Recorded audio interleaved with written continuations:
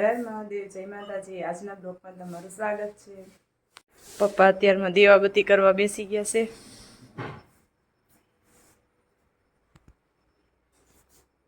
ભોળાનાથને નવડાવે છે।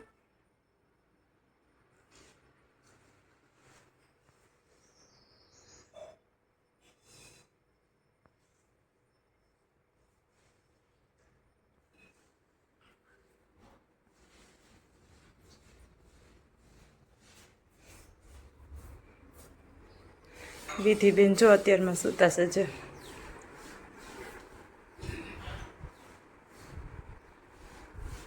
મમ્મી બાર દીવાબત્તી કરે છે। તુલસી માને જો દીવો કર્યો। સૂર્યનારાયણને પાણી ચડાવે છે હવે।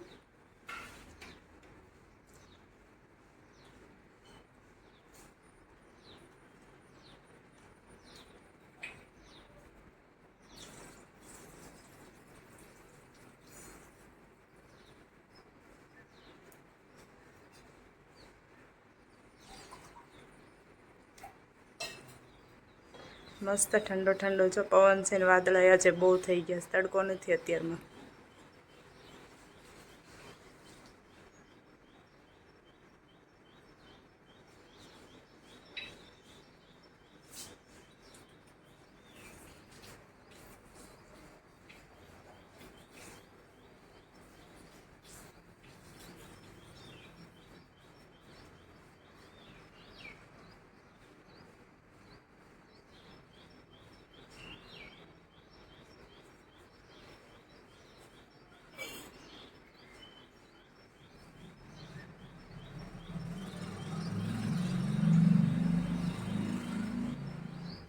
હવે ઉમરું પૂજન કરવા આવે છે।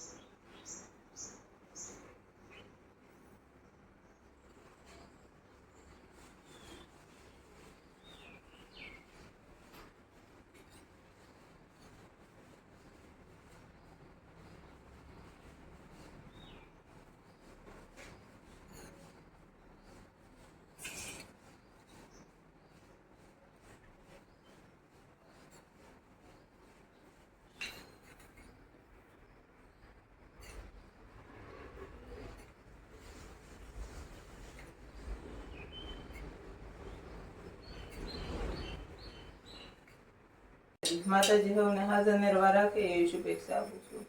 અને આજ મારે બનાવવાનું છે જો ખાટા ગાંઠિયાનું શાક। બધા કળીનું શાક કે ઘણા ગાંઠિયાનું શાક, પણ અમે ગાંઠિયાનું શાક કહીએ, ખાટા ગાંઠિયા ચણાના લોટના। આ અમારે બધાને બહુ ભાવે ખાટા ગાંઠિયા। પેલા રાઈ નાખીએ, જીરું, હિંગ,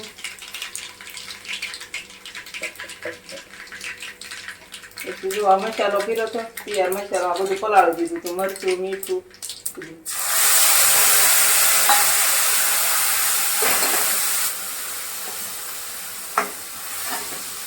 આવી રીતે એમ નાખી દેવાનું બધું। અમારે બહુ તીખું નથી ખાતા એટલે એની સેજ મોળું રાખી, બહુ લાલ નથી બનાવતા, તો ક્યારેક થોડુંક લાલ બનાવી શાક। અમારે શાક થોડું હોય, તીખું નથી ખાઈ શકતું કોઈ, તો આવી રીતનું નાખી દેવાનું બધું અંદર। મસાલો પહેલાં જ કરીને રાખવાનો, નકર એક એક વસ્તુ નાખો તો મરચું બળી જાય। બોલો તમે મસાલો પલાળીને નાખો તો મરચું ન બળે। આવી રીતનું જોવાનું નાખી દેવાનું બધું, પછી સાઈસ નાખવાની, ખાટું શાક બનાવવાનું હોય એમાં। મને કાજલને તો બહુ જ ભાવે, રોટલી આરે ન ખાઈ એટલે એને સમસ્યા થઈ હતી, પછી સાઈસ નાખી હોય આવી રીતનું। અમારે જાજુ બનાવવાનું છે, થોડું નથી બનાવવાનું, એટલે જેને જોતું હોય એટલું બનાવે બધા। પાણી નાખ્યું, હવે આપણે આ ઉકળે આ થોડુંક આમને ઉફાળ આવી જાય કઢીની જેમ કે આપણે આ મસાલો બનાવી નાખીએ ચણાના લોટનો. હું નાખવાનું એ કહી દઉં તમને.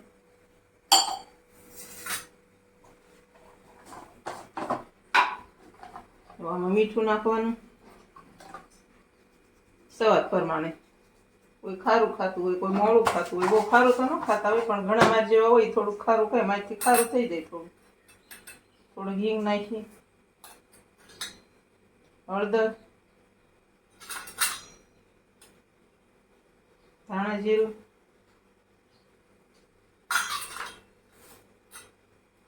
થોડુંક લાલ મરચું. તીખું થઈ જશે. પાછું ઓલામાં નાખ્યું છે મેં. પછી આમાં પાણી નાખી દેવાનું. ખાટું શાક છે એટલે વધારે છે. શાક કરીએ તો ઓછું હોય, એ ઓછું ભાવે બધાને.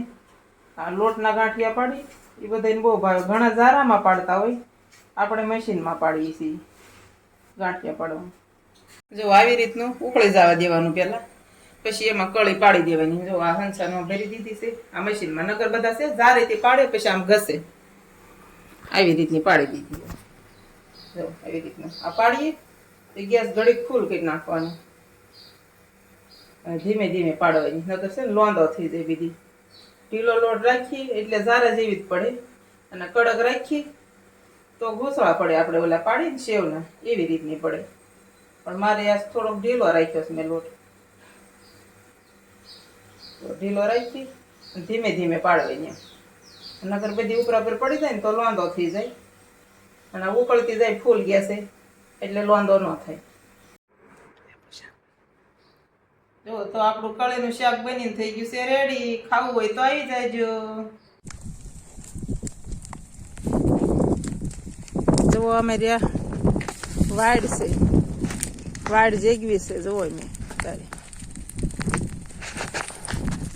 આખી વાડ જેસીબી કઢાઈ નાખી છે, તો બધી આખી વાડ જેગવી દેવાની છે. આપણે ઠૂઠા કાઢવાના છે મોટા મોટા, એક કોઈ લેવાના છે. જો કાલ આવે તો કાળુ બાપુએ લઈ જવાના છે ઠૂઠા, બધા કાપવા આવવાના છે. તો આ બધા મોટા મોટા લાકડા છે એ હેડમેજ ત્યાં કાળુ બાપુએ જવા દેવાના છે. આપણે નાનું નાનું છે બધું બાળી દેવાનું છે. આ બધા ઠૂઠા પડ્યા છે, કેટલા બાળેલા કાપેલા જીસીબી કઢાયું. બીજીના દાદા તો ઓલી બાજુ પાડું લાકડા. આ બધું બાળવાનું છે. સવારની હું આવીશું, લાકડા બાળું છું બધા. આ રેલનો પાટો છે, અહીં ગાડી નીકળે, થોડી થોડી વારમાં નીકળે, ઘડીક થઈ જાય નીકળે. હમણાં યારું દાદા નીકળ્યા થાય. એક તાપ હોપટ નીકળ્યા તે મોઢું બળી ગયું હોય ખબર નહીં, રોડમાં જઈને મરી ગયા. જો આવો કંઈક ભડકો કર્યો છે મેં આજ. મારી વિધિ એમ કીધું બા તમે ભડકો કર્યો ને તે ફોટા મોકલાવજો મને, એટલે મેં વિડીયો ઉતારી લીધો. જુઓ કેવો થાય છે. હા મારી વાડી છે આખી. હા ઠેઠ આ વાડી છે મારી.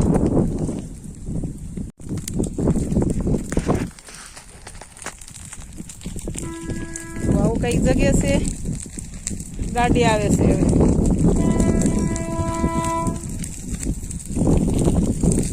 તો બે જગ્યાએ ગાડી આવી હવે.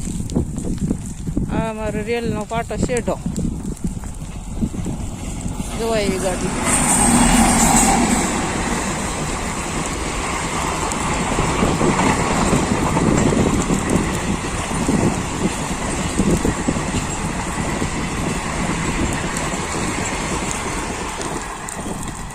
વાડી અમારી. આજનો વિડીયો ગમ્યો હોય તો લાઈક કરજો, શેર કરજો અને સબસ્ક્રાઈબ કરવાનું ભૂલતા નહીં. જય માતાજી.